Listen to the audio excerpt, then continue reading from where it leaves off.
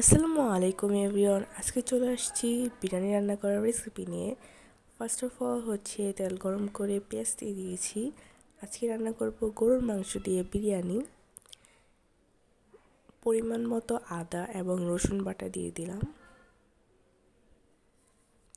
ভিডিওটি যদি ভালো লাগে লাইক কমেন্ট শেয়ার করে দিবেন, এবং এটা যদি ফেসবুকে দেখে থাকেন তাহলে পেজটিকে ফলো দিয়ে দিবেন।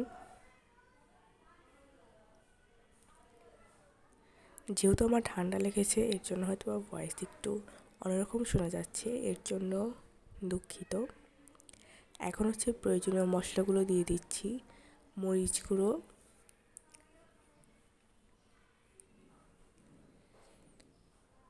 তারপর ধনিয়া গুঁড়ো আর রাঁধুনির মশলা।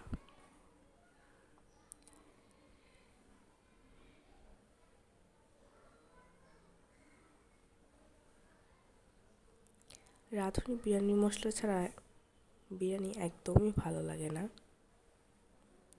তো এটা বিরিয়ানিতে দেওয়া তো একদমই মাস্ট। আর এখন দিয়ে দিচ্ছি তেজপাতা, আর একটু আগে দিয়েছিলাম দারচিনি।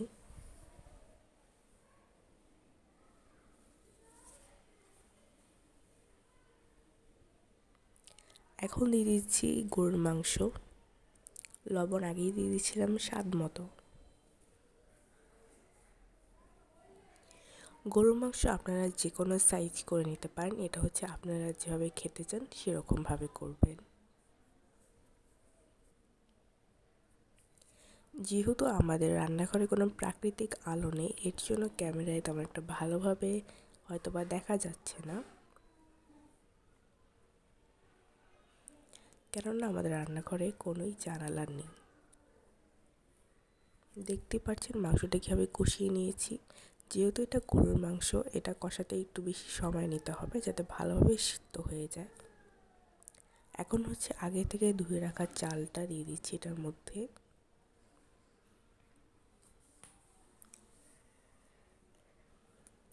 চাল দিয়ে এখন ভালোভাবে মাংসটাকে মিক্স করে নিব। অবশ্যই এটা অনেকক্ষণ করব, তাহলে আপনাদের বিরিয়ানিটা একদম ঝরঝরা হবে, মানে একটু চালটা ভেজে নিব আর কি।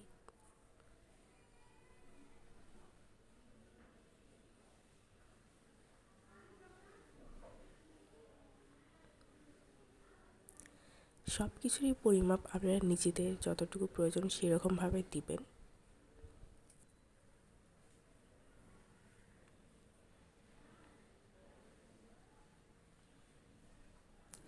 আর পানি দিবেন 1 কাপ চাল হলে 2 কাপ, 2 কাপ হলে 4 কাপ, এই হিসাবে। কিন্তু আমার আম্মু কাপ দিয়ে মেপে পানি দেয় না। আমার আম্মু এতদিন রান্নার কারণে এমনি একটা আন্দাজ হয়ে গেছে, সে নিজ মতোই পানি দিয়ে দেয়।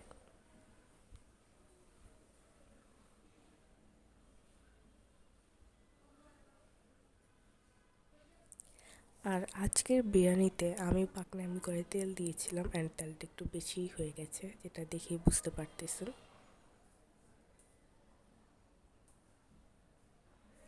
বাট ওভারঅল খেতে অনেক মজা হয়েছিল। এটা ফাইনাল লুক।